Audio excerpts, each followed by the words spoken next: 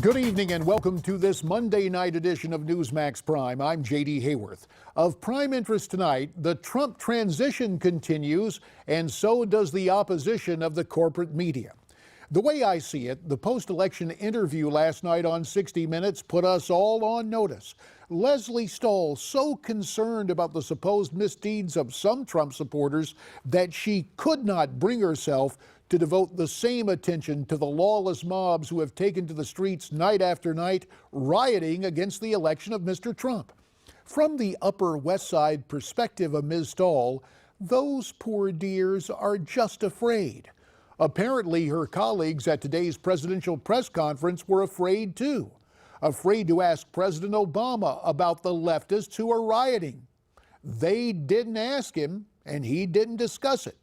The president's silence speaking volumes, not only giving silent support for continued unrest, but again demonstrating how the Washington press corps remains hopelessly partisan and prejudiced against the president-elect. And that's the way I see it. Now, for more on the topics of the transition, the press, its opposition, and what is about to unfold, we're pleased to be joined by the former Lieutenant Governor of New York, Betsy McCaughey. Betsy Skyping in from New York City. Also tonight from New York, but from Newsmax New York, a senior fellow in law and public policy at the King's College, Mark Smith. Mark's also an attorney and best-selling New York Times author. Thanks to you both for your time tonight here on Newsmax Prime. And Betsy, let's begin with immigration. We heard Donald Trump take a strong stand last night in the 60 Minutes interview, and now we are hearing that a couple of major cities are saying, oh no, we're not going to help. Late this afternoon, the chief of police in Los Angeles says it's not his job and they're not going to make it his job. Oh, they'll cooperate with Homeland Security.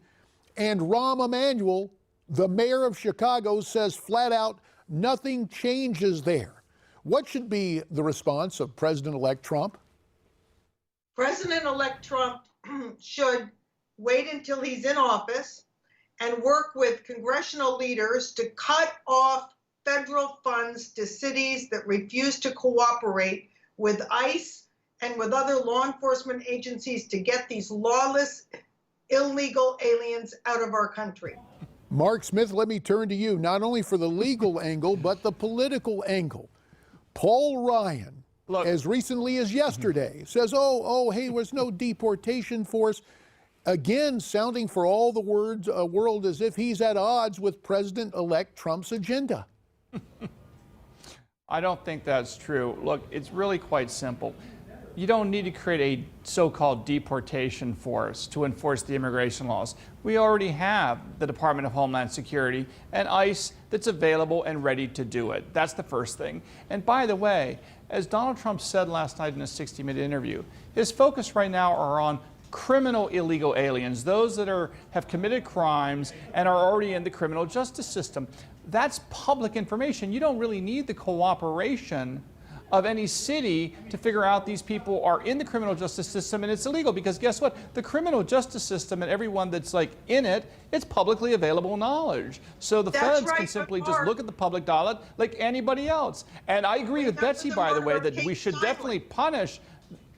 Well, there's no doubt that I agree that we should certainly take steps as against the cities that are so-called sanctuary cities. I don't disagree with that. But with that said, I think there's a lot that can be done, even if the Rahm Emanuels of the world decide to fight back against what is, guess what, the law already.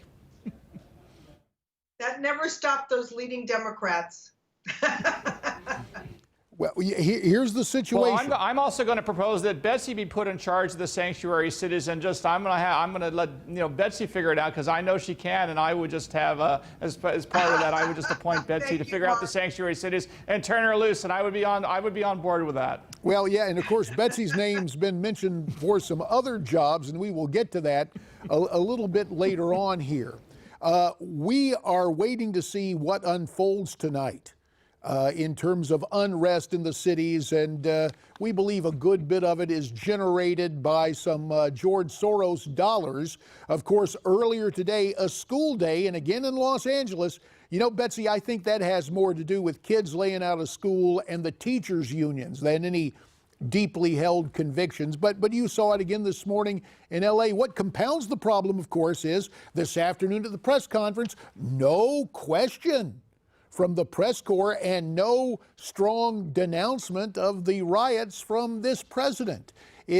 Silence is not golden here, is it, Betsy? I think it's better if we choose to ignore a lot of these rioters, and certainly the kids who were playing truant and not going to school because of the election of Donald Trump. The more attention we give them, the more it encourages them to go on with this. But as for violent protests, injuries to persons and property, that has to be prosecuted. We have to have the full impact of our law enforcement. When I see these rioters smashing windows and looting stores, this is just unforgivable. People spend their lives trying to build up a business, and then to see it destroyed like this, everybody should understand how terrible this is. Mark Smith, let me turn to you about what has transpired thus far in the fledgling Trump administration, or the administration yet to come. And that was the news late this weekend that Reince Priebus, the RNC chair, will be Mr. Trump's chief of staff, while Mr. Outside, Steve Bannon of Breitbart fame, becomes a counselor to the president, senior counselor and chief strategist. Is this the consummate insider-outsider combination, in your opinion, Mark? Yeah, I think it really works well because, you know, it takes a lot of people to work together to run the federal government. This is not an easy task. And like any organization, you need people with different skill sets to come together and complement one another. And I think Steve Bannon's appeal, to sort of outside the Beltway type folks and some of his expertise in, media matters and policy matters, I think blends nicely with Reince Priebus's, experience as an inside the Beltway guy that's able to, take Mitch McConnell out to lunch and talk about things that are inside the Beltway. I think it's a very complementary team. It worked obviously quite well in the election because Donald Trump won, and I don't see why it's not a perfectly acceptable team arrangement for getting Donald Trump's legislative and other agendas move forward. And now let's talk about others who may be named to the team, and we'll ask it of a lady whose name has been mentioned. Betsy, you'll recall last week our own chief White House correspondent, John Gizzi, in putting together, I guess, a kind of dream team, or at least possibilities for the Trump cabinet, said you may be under consideration for the job of Secretary of Health and Human Services. Have you heard anything about that, Betsy? And well, no, I certainly haven't, but I would, of course, be honored to serve this president and our country in any capacity. And so you are ready for the call if it should come, whether it's about health and human services or whether, as Mark suggests, you take on sanctuary cities and lay down the law to the leftists who apparently don't believe in enforcing existing law in terms of the sanctuary cities situation. Mark, I'd be happy to serve President Trump in any capacity, although I think that the health area is more suited to my expertise. Let me just, more of a personal thing, Betsy, because back when I was running for Congress a couple of decades ago, you were the go-to person on what was called Hillary Care, and you did the same thing with Obamacare. How did you learn to have the patience to sit down and read thousands of pages of legislative language? What is the Betsy McCaughey speed reading technique that you brought to both those endeavors? Speed reading. No, it really requires very careful reading, but that's what my PhD is in, constitutional matters, constitutional history, and I really approached both of those tasks asking myself what powers are vested in the federal government and what powers are reserved to the individual or the state. And clearly, Obamacare is a terrible case of overreach, too much compulsion, too much big government. Mark, even if this administration tries to cut down on the size of government, there are about 4,000 jobs that need to be filled in terms of political appointments. Now, the Trump approach may be to shrink that number of jobs, but what do you think will be the timetable for Mr. Trump to get a team in place, not only the cabinet, but the other political appointments that have to take place in concert with his inauguration on January 20th?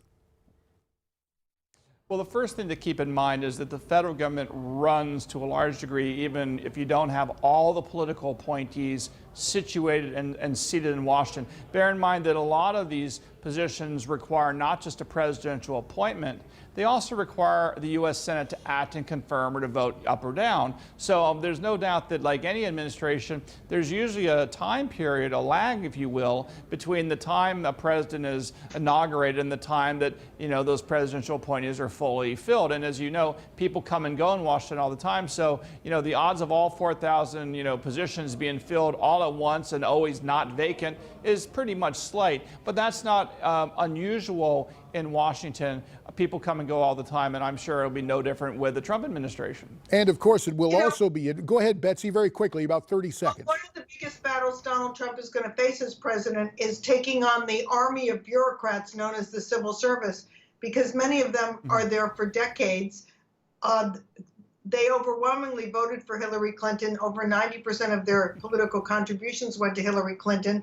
And the public unions are already gearing up for a big battle to resist a lot of the Trump agenda, including repairing the VA. Funny you should mention that, because that's something we are going to talk about when we invite you back in mere moments. Also ahead, what about Hillary Clinton? Will there be the appointment of an independent prosecutor in a new Trump administration? Miranda Khan reports on that. We'll have more.